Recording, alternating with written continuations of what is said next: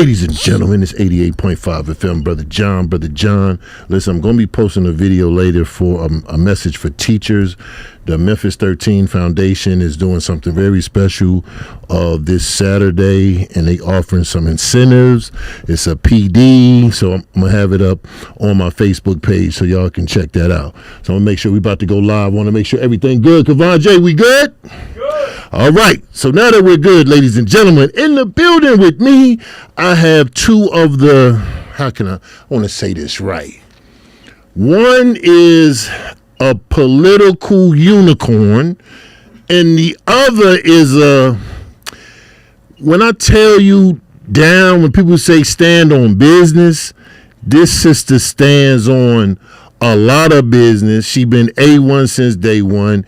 Yes, it's been some things, but they fresh off a win yesterday. I heard we would talk about that, but she's the bomb too. So two of the most important women in Memphis, Tennessee, I have Mscs board member Natalie Mckinney and my sister Rachael Spriggs. What's up? How y'all doing? We're doing well, thank you. I got both of y'all at the same time. Like, I better make sure everything correct now. But no, it's good to have y'all here, and y'all here for a special cause, right? Yes. We know a lot is popping with voting, and we trying to get everybody to come out, vote, and different things. But y'all doing something a little different, something for the teachers. Yes. So let's talk about that. I want to dive right into that. Yes. So our partner, the Equity Alliance, came up with a brilliant idea to say, hey, we got to get teachers out to vote. Yeah, we got to get teachers out to vote, and we have to move them in a way that they want to get out there and they want to do this work, because everybody vote matters this election. Right. Absolutely. This election especially, but every election. Yeah. And so on Saturday, and I'll let you talk a little more about it, but we're going to be out there with our teachers voting. Teachers. So it's no excuse for a teacher to say, well, no, nobody cared about us. Nobody was checking on us. Now y'all done created something for the teachers. Yes. So Rachael, take it away. Tell us what's up with that. What we got to do, what teachers got to do. Yeah. What's up? So teachers, we know that how important you are. And so we will be at a poll in every district. And we actually every school board members district. Every school board members district. So we'll be at a certain poll. I'll go over those polls before we get out of here. But it's our Voting is Lit party, and we do it for every election.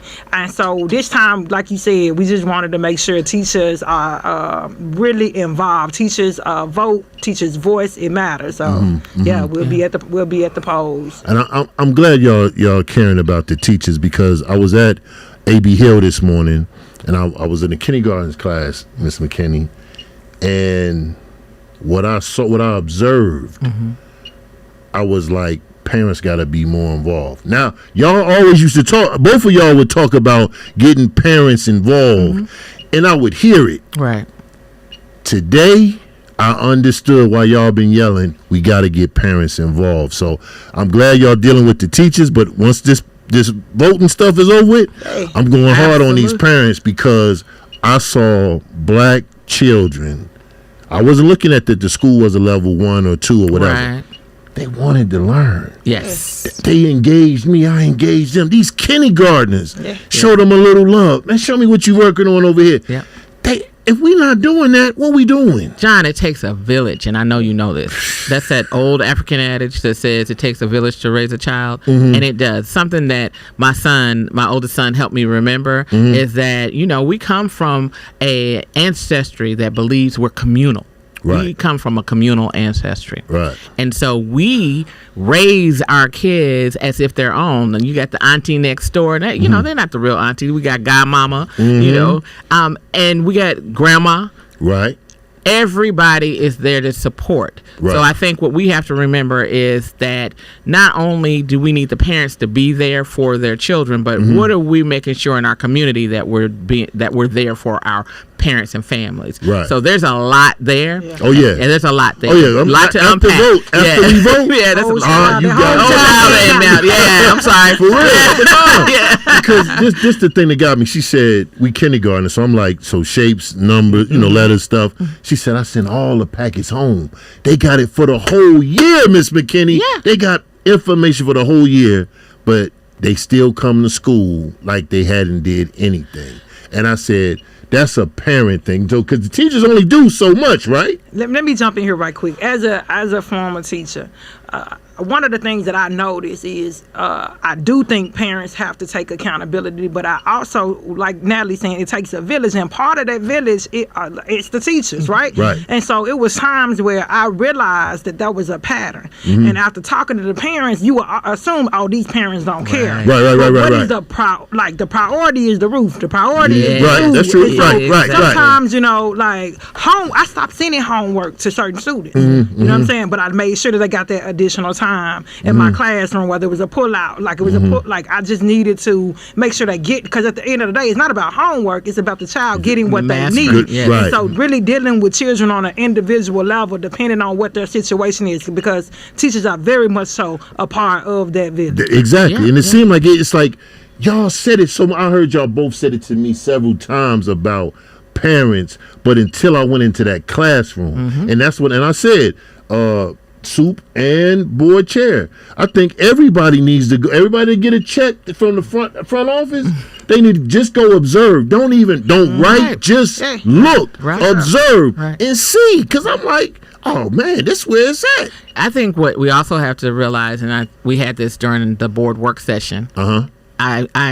I encourage everyone to watch the board meetings, right? Because there's a lot of information, and one of the things that Dr. Miss Miracle, the literacy, he indicated that we're doing all these things to give to parents, but I said if we have a literacy problem, that problem didn't pop up overnight, so we have to think about what if the parent has a literacy problem as well. Right. So this is where, That was to your point when you're saying when you saw it, you noticed it, but you went above and beyond to give some extra time to some students. Yeah, I feel like it was my reasonable service. I'm gonna say this too. I also did tutoring for parents. So to Natalie's point, I literally had a day in the week where I opened up my tutoring to parents. It was just the parents. I need to show you what my next chapter is going to be on. I need to show you what the next concept is going to be, so that you can assist your child at home. So that was another thing. And then parents who are really involved in my other work. I've worked with partners that have, like the Memphis Lift with some other partners, came up with My Child Learning Path, which literally parents created this forum so that they could work with teachers on a level that they understand, so they understand where their child is and they understand how they can help in the way that they can help, and that teachers understand what the parents need in order to help them. Because I want to get back on focus on teachers. We ask teachers to do a whole lot. That's the other thing. Yes. Oh my God. A whole lot. And we have to listen to them and give them the supports they need, including how do we bring these other players and partners into play to help the parents outside of just the school building, right? And I'm glad that you said partners, because the school system can't do it by itself. The board can't do it by itself. Superintendent Fagan can't do it by itself. So we're going to need community partners and stakeholders to take some of this on, instead of just come to the school, take a picture, post it. Hey, I went by the school, but you ain't dropped nothing off. You ain't offered your time. Oh, I got to go to a meeting. No, we got to start holding these folks accountable, because I know we give a lot of partners a lot of money, and I know when y'all start asking for what y'all been doing, it can cause a problem next budget season. We say, oh, them numbers not adding, y'all not moving the needle or helping our children. That mean, we not funding y'all no more. But right now we're in budget season. Watch out. We're in budget season. So I just want to throw a shout out to the teachers again. I overstand all the things that we put on their backs. And they are some true heroes. I always say that if we're thinking about student achievement, the first line of defense in our system are our teachers. Oh, yes. That's the first line of defense. Our next line are our principals, because they're listening to their teachers. They're the instructional coaches. They're doing the good work to make sure that the teachers can do the good work. And we got to listen to our teachers. Not just listen, but we have to be responsive. So if they come in with something, we need to address it instead of just, send it to this department or email this person. It's like, no, we need to really start handling that. Yeah, we absolutely do. We do. Yep. We do.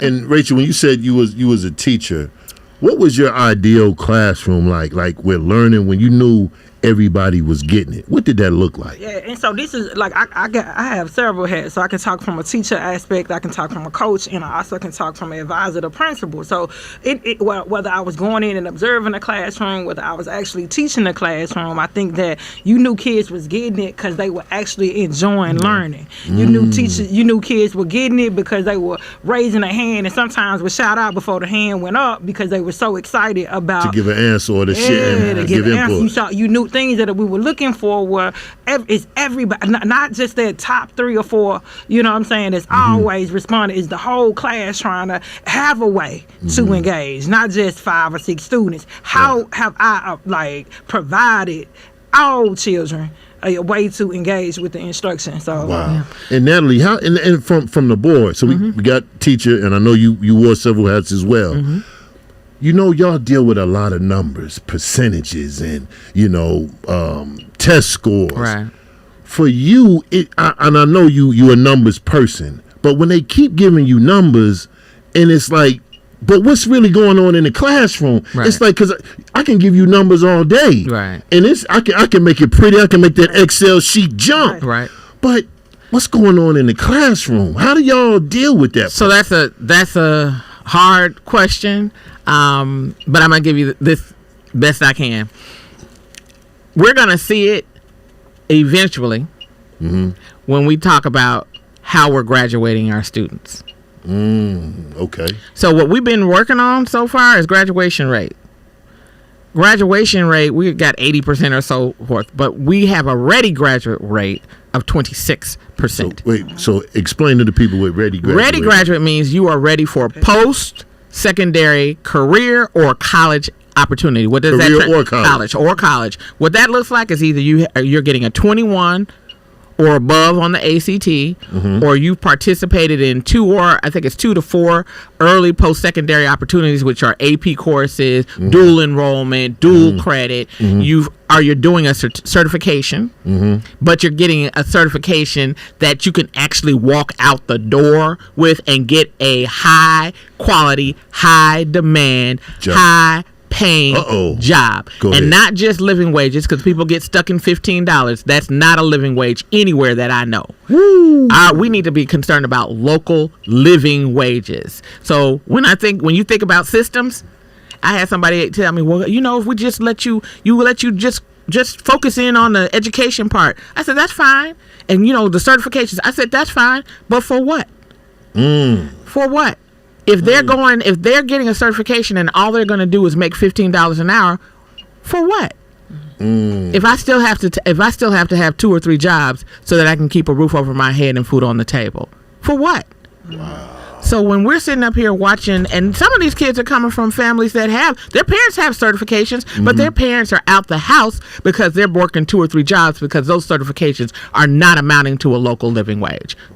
So that's what we have to start talking about. So when you say systems, and back to you, Rachael, that's why voting is important, because we can try to break these systems and pour these systems down that's been having a foot on our neck for years. And I think that begins with understanding what systems that we're coming up against, you know. And so I think that a lot of times you see teachers being pinned against parents being pinned against teachers, instead of them coming together and having a united front against the system that is binding them both up. Because teachers are just got through going on a different, like a strike around their pay, right? Because they're working 2 and 3 jobs. 2 and 3 jobs. And so the parents. So what is the common ground, and who is the common oppressor?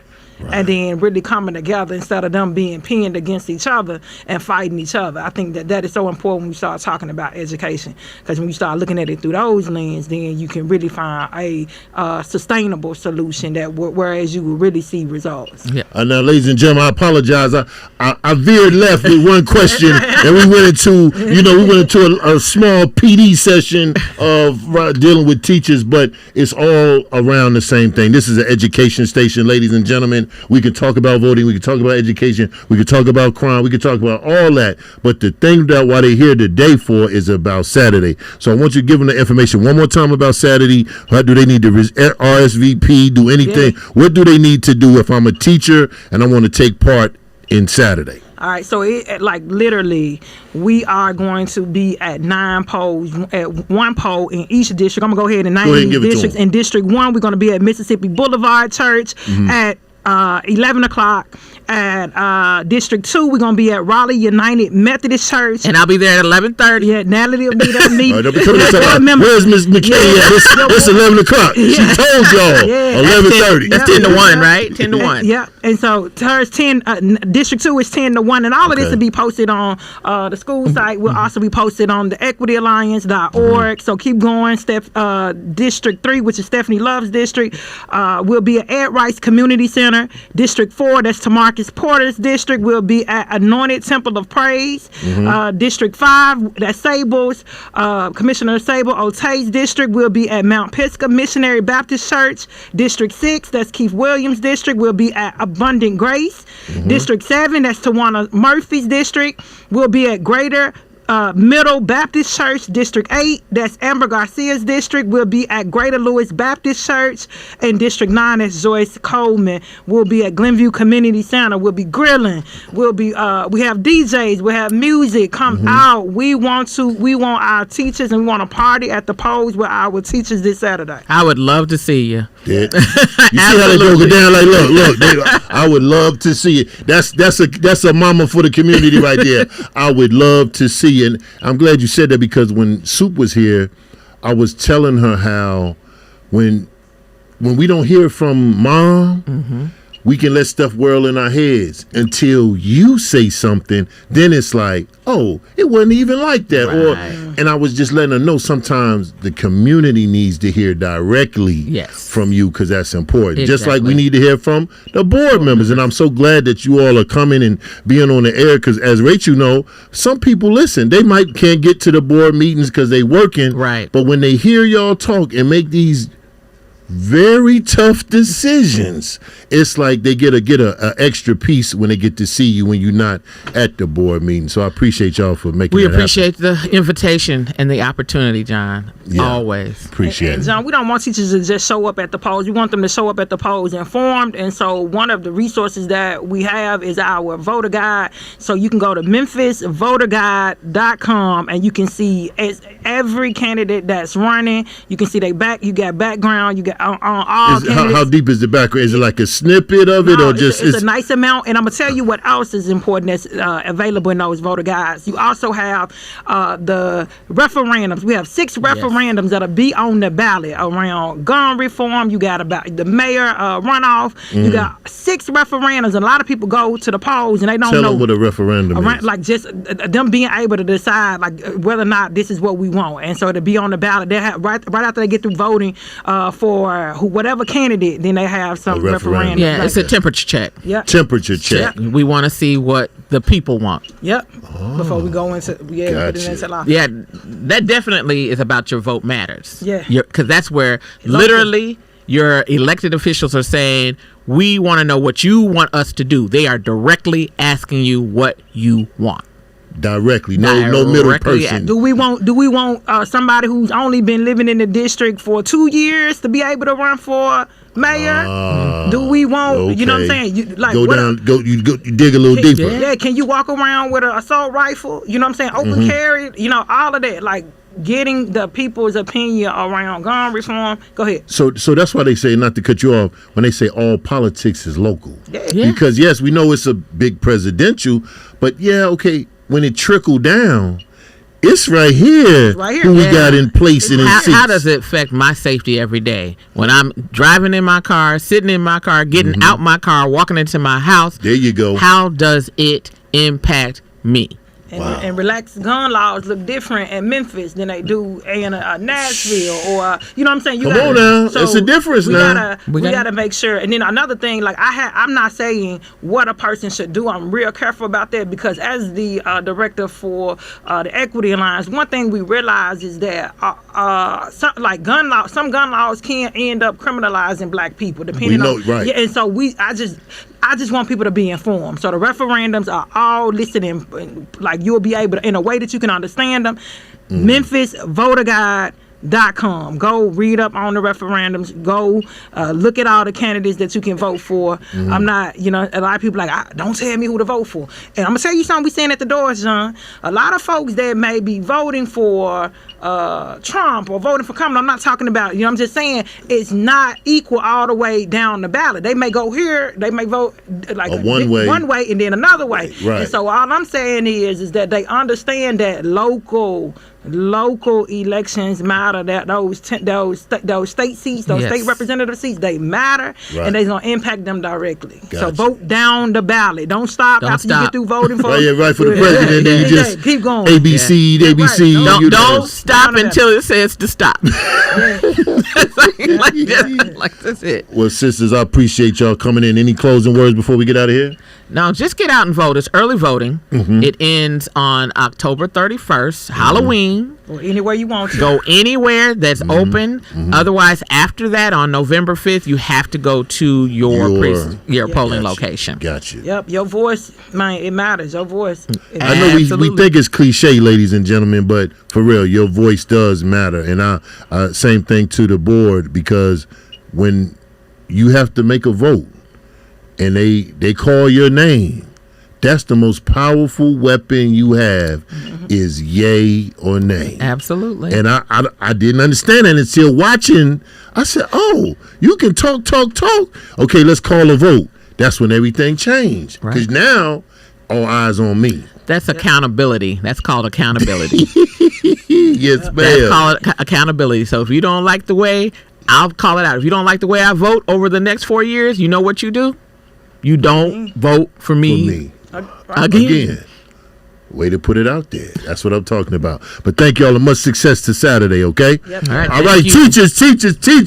You heard the assignment. Y'all got some homework this Saturday, so y'all need to go to one of the 9 district spots. You got polling stations. They're going to party. It's going down at all these spots. Now, look, while supplies last, because some of y'all will get there, it's about to be over. Where the food at? Where the Cokes and water at? Look, it's time to close, and you late, but we still going to do as much as we can to support everybody that make it out to these polls. Y'all keep it locked. We are 88.5 FM.